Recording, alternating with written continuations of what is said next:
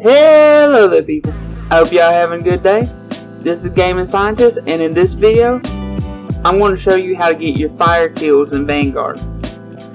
If you get value out of this video, please like and subscribe below. It helps me out, helps the channel out, and I hope to help you out later with more challenge videos that I upload. But let's get into it. Getting the fire kills is not an extremely hard challenge, but I just want to let you know to prepare yourself to die a lot, because trust me.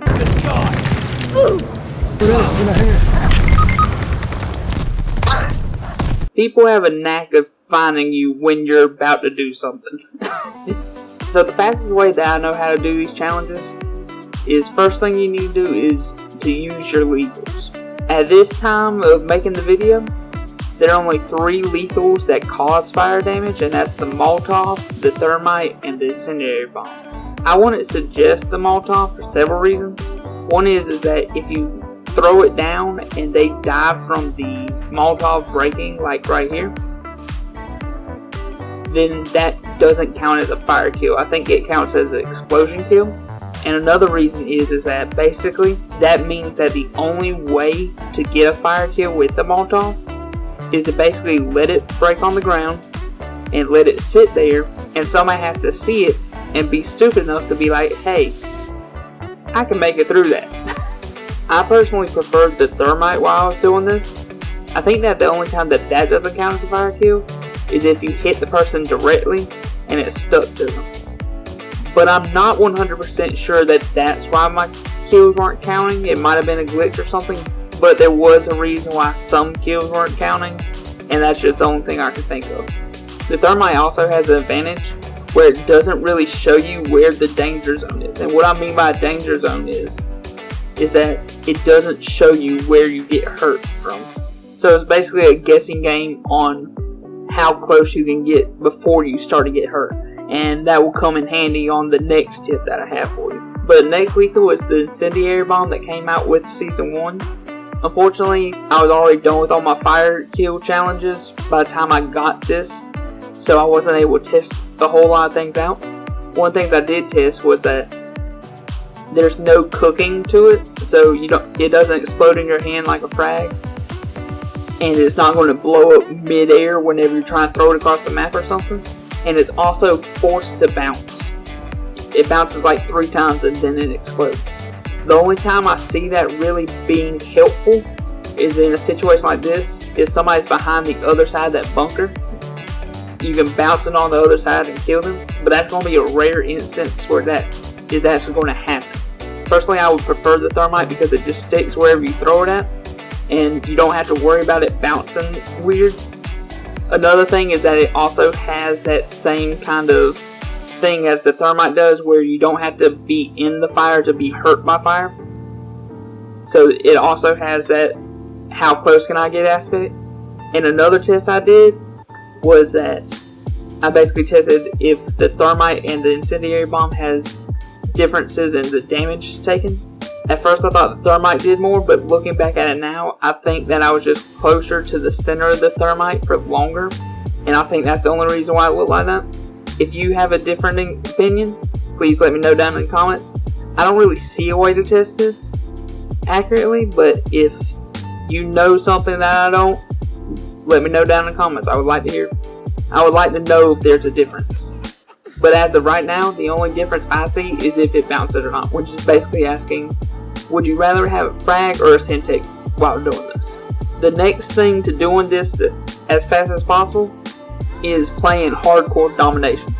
Hardcore is so that they don't have as much reaction time to say, hey, I'm on fire, because they have a smaller amount of health.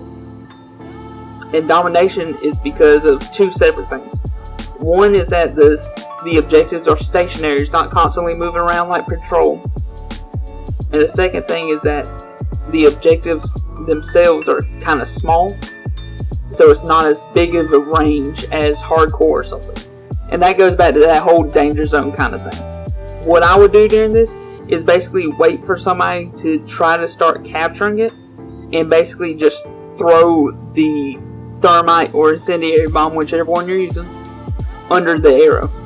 Because what will happen is somebody will start capping it, and it's basically just going to sit there and kill them off, and then hopefully somebody else will come by and try to capture it to kind of complete the capture the flag and get too close and end up killing themselves because they don't know how close they can get to this.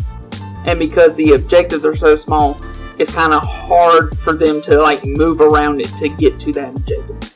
But for those of you who are wanting to do this challenge but also care about your KD, another way you can do it, it's not the fastest way, but it's like the next best way, is to still keep your lethals there. That way, if you see the chance, you can get that fire kill. And then change your kill streaks to either a Juggernaut or a firebombing run. And that way you still get those fire kills even though you're paying attention to your KD. But if you're trying to pay attention to your KD and you're not the best at keeping those kill streaks going, because those are kind of high tier kill streaks, probably only like the top 5% of COD players can actually get those kill streaks consistently. So there's nothing really wrong if you can't do this. But there is another way. It's just going to be a lot slower, like maybe 1 to 4 kills max per game. But what you can do is you can basically go on the other side of the map and get behind the other team and kind of come up from behind them and throw it at their feet. If you're going to do this, I would suggest using the Thermite. That way the bounce of the Incendiary bomb isn't going to mess with you.